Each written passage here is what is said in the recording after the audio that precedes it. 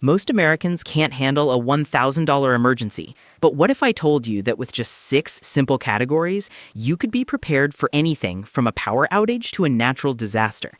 In the next 15 minutes, I'm going to break down the complete preparedness system that took me 15 years to perfect. You'll learn the exact 6 pillars that will transform you from vulnerable to virtually unshakable, plus the critical mistakes most people make that leave them exposed when disaster strikes. Welcome to Food Fixer, where we help you take control of your life through smart preparation and self-reliance. If you're ready to never worry about emergencies again, smash that like button and hit subscribe. You won't want to miss what's coming.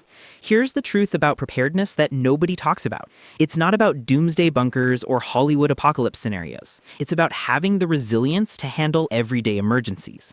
And it all comes down to 6 core categories that I'm about to share with you.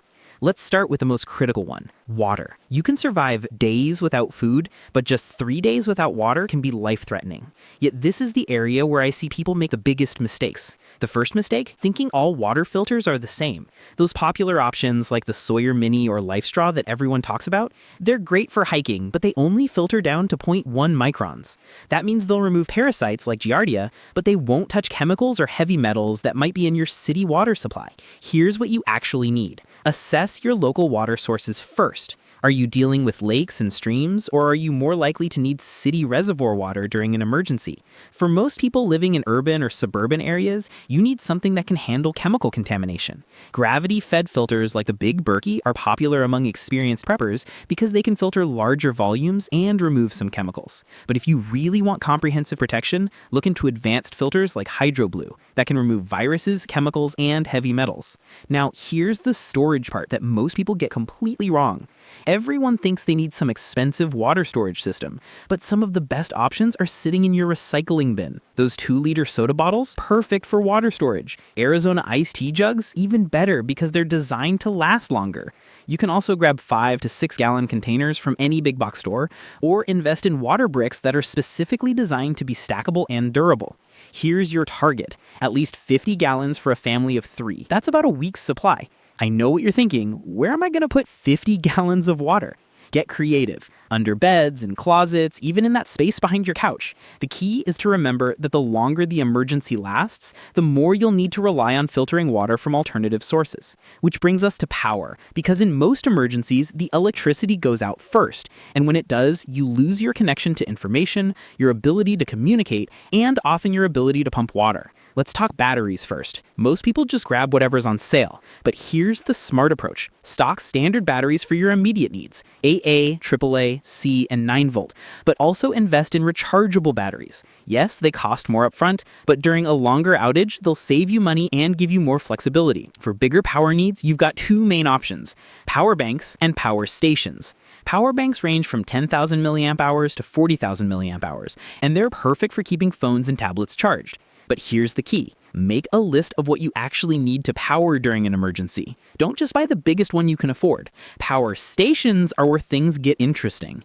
You can get compact 250 watt-hour units all the way up to massive 5 kilowatt-hour systems that can run AC appliances. The game changer? Many of these support solar recharging. Even a small solar panel can keep you connected indefinitely. Now let's talk about food. And this is where I see people waste the most money. The golden rule that will save you hundreds of dollars is store what you eat and eat what you store. I cannot tell you how many people I've met who spent thousands on freeze-dried meals their family won't even touch. Meanwhile, their regular pantry is practically empty. You have 3 main categories to think about. First, long-term storage buckets. These are commercially packaged foods with decades-long shelf lives. They're great if you have space and budget, but they're not where you should start. Second, shelf-stable groceries. We're talking pasta, beans, rice, flour, canned goods. This is your bread and butter, literally. These are foods you already know how to prepare, your family already likes, and they're store well without any special equipment. Third, canned foods. This is where you should focus first. Canned foods require little or no cooking, they provide variety, and they're familiar to everyone in your family. Plus, they're available everywhere and affordable. Here's your target, at least 2 weeks of food on hand. You don't need a dedicated prepper pantry, just keep your regular shelves well stocked and rotate through items so nothing goes to waste. This buffer helps with everything from job loss to supply chain disruptions. But here's something most people completely ignore until they need it. First aid. And I'm not talking about a box of Band-Aids. When emergency services are overwhelmed or unavailable, basic medical knowledge becomes critical. Most pre-made first aid kits are garbage. They're filled with tiny packages of things you don't need and missing the essentials like proper gauze and medical tape. Here's what you actually need: bandages, gauze, and tape for wound care, antiseptics and ointments to prevent infection, basic tools like scissors and tweezers, gloves and masks for protection. And here's the big one: over-the-counter medications. Pain relievers, anti-nausea medication, anti-diarrheal medication, these become precious when you can't just run to the pharmacy. And if anyone in your family takes prescription medications, work with your doctor or services like Jace Medical to get extras. Most insurance companies will allow early refills for emergency preparedness if you explain the situation. Don't forget about your pets either. They need first aid supplies too, and veterinary care might be even harder to find during an emergency. Now, let's talk about tools, because this is where a lot of people get carried away with expensive gear when basic tools are what you actually need. After natural disasters, basic hand tools become invaluable. Hammers, screwdrivers, wrenches, saws, shovels, crowbars, axes. These help you make repairs, clear debris, or assist your neighbors. For survival tools, think portable and versatile. Hatchets and fixed-blade knives, pocket knives and multi-tools, flashlights and lighters. Your everyday carry should include at least a lighter, flashlight, and multi-tool. From there, you can expand with items like paracord, mini first aid kits, or compact gear for your vehicle. But tools are useless if you can't get information about what's happening. In a crisis, information is power, and most people's plans fall apart here because they assume their phone will work. At minimum, you need a NOAA hand crank radio. These receive weather and emergency updates even when the power grid is completely down. They're cheap, reliable, and many include phone charging capabilities. For family communication, walkie-talkies and GMRS radios let you stay in touch when cell service is unavailable. Most families can get by with a few basic walkie-talkies, but GMRS radios have better range and don't require a license. If you really want to go further, ham radios provide long-range communication, but they require additional equipment and licensing. For most people, that's overkill. Here's what isn't overkill: basic security measures. I'm not talking about turning your home into a fortress, but simple hardening makes a huge difference. Reinforce your doors with longer screws in the hinges and strike plates. Install better locks. Add window alarms. Consider basic security cameras. But the most important security tool you have is situational awareness. Stay alert, especially in public or during stressful events. Avoid distractions like constantly checking your phone when you're moving through unfamiliar or potentially dangerous areas. Trust your instincts. If something feels wrong, it probably is. And here's something nobody thinks about until they need it: protecting your important documents. In an emergency, access to identification, financial records, insurance information, and medical records can be the difference between getting help quickly or being stuck in bureaucratic limbo. Gather your personal identification like birth certificates and passports, financial and insurance records, medical information and prescription lists, property records like deeds, titles, and vehicle registrations, emergency contact lists. Store these in fireproof and waterproof containers.